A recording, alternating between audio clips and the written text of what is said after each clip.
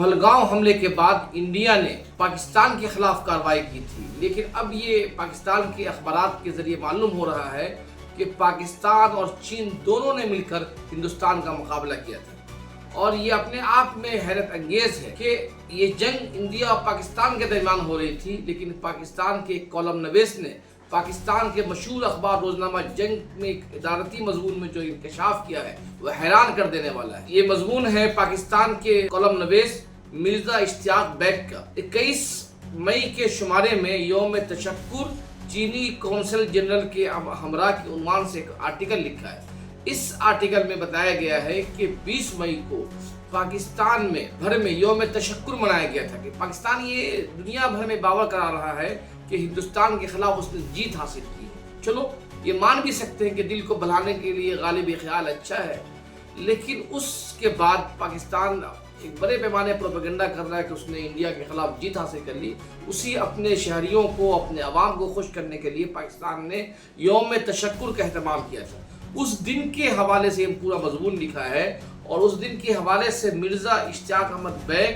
جو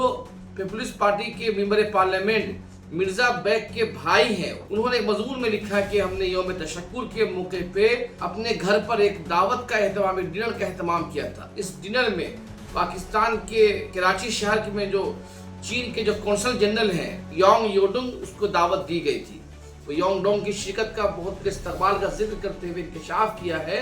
کہ انہیں پہلی مرتبہ معلوم ہوا کہ اس جنگ میں، انہوں نے کہا کہ چینی قونصل نے انکشاف کرتے ہوئے حیران کیا کہ جب 10 مئی کو پاکستان نے 6 اور 7 مئی کے سندور آپریشن کے جواب میں بھارت پہ حملہ کرنا شروع کیا، تو چین کے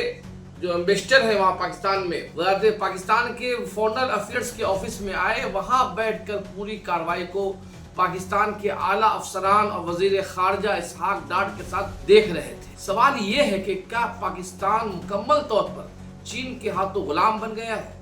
چونکہ اس مضمون کو اگر آپ یقین کریں، اس مضمون میں یہی کہا گیا ہے کہ چینی قونصل جنرل نے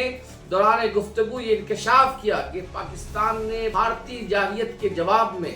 10 مئی کی صبح بھارت کو منہ توڑ جواب دیا، تو پاکستان میں چین کے سفیر زیانگ زیڈونگ رات 3 بجے سے وزارت خارجہ کے وار روم میں موجود تھے، اور نائب وزیر اعظم اسحاق ڈاٹ سمیت سینئر اعلیٰ حکام کے ساتھ پاک بھارت جنگ کو مانیٹر کر رہے تھے، جبکہ کراچی میں قونصلیٹ جنرل اسلام آباد میں چینی سفارت خانہ پوری رات کھلا رہا اور جنگ کی صورتحال میں مانیٹرنگ کرتا رہا۔ یہ مضمون اپنے آپ میں ایک انکشاف ہی نہیں بلکہ اعتراف جرم بھی ہے اور غلامی کا اعتراف بھی ہے کہ کیا کوئی ملک جب لڑتا ہو تو اس کی لڑائی میں تیسرا ملک، چین ایک تیسرا ملک ہے، ممکن ہو کہ اس کی ہمدردی پاکستان کے ساتھ ہو سکتی تھی، اس کو آزادی ہے کہ اپنی ہمدردی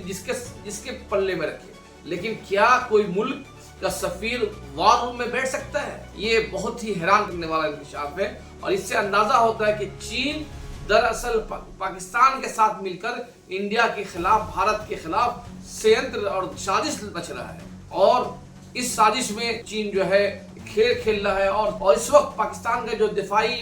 ہتھیار ہے 80% پاکستان کا جو دفاعی ہتھیار ہے وہ چین پر منحصر ہے۔ تو کیا چین اپنے ہتھیاروں کو بیچنے کے لیے پاکستان کے نام پر بھارت میں ایک سرد جنگ چلا رہا ہے؟ دہشت گردی کا کیمپ کے ہاتھ میں کیا چین کا بھی ہاتھ ہے؟ یہ سوال اٹھنا لازمی ہے۔ اب